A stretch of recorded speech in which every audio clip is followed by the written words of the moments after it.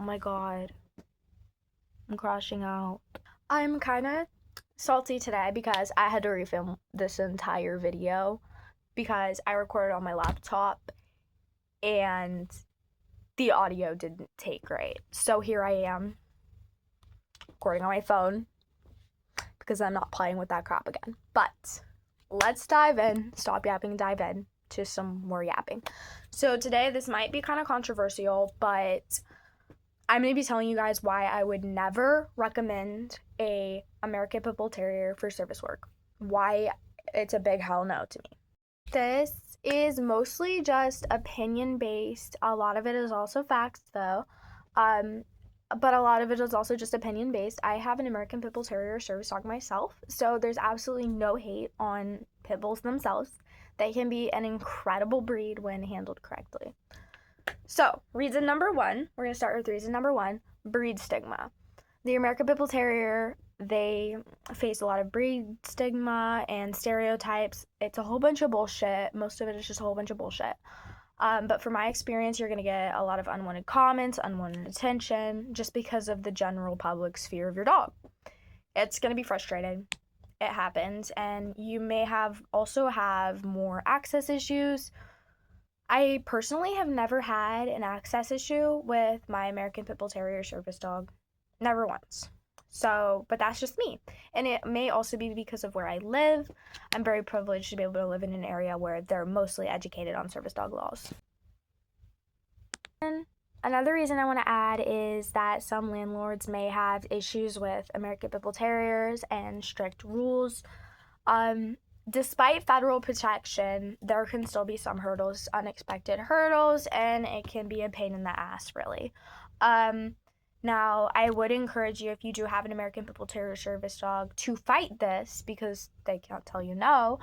But really, I just want to put that out there that there are, depending on where you live, depending on the landlord, depending on the area, what state, that kind of stuff, there can be issues.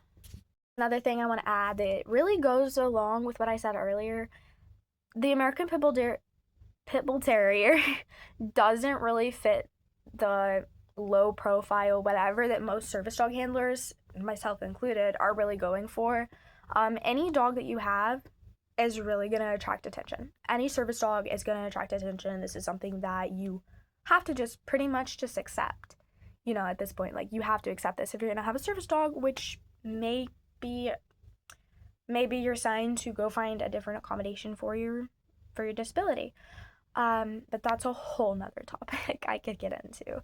Maybe just my experience, but my service dog in training, standard poodle, does not attract nearly as much attention as my fully trained Pitbull mix. She just gets more comments from the public, like someone screams Pitbull. One time I was in Walmart and some random lady called her a blood sport dog while I was just randomly looking at shoes for a choir performance years ago. You're gonna get comments that you don't like.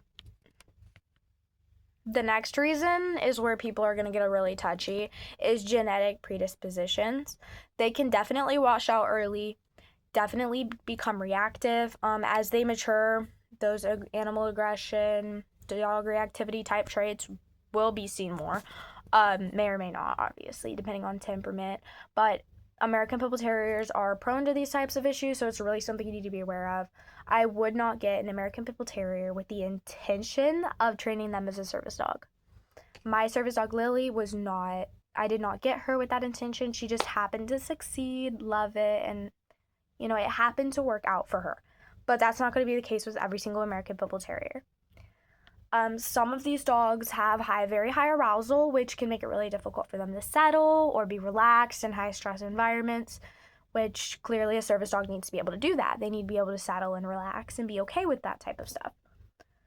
They also have a lot of physical strength, so certain handlers with disabilities may not be able to control these dogs. Now, I will say, obviously, if you're comparing that to a German Shepherd, it's going to be a lot different, A German Shepherd is going to be a lot stronger, but at the same time, that's just something I want to throw out there.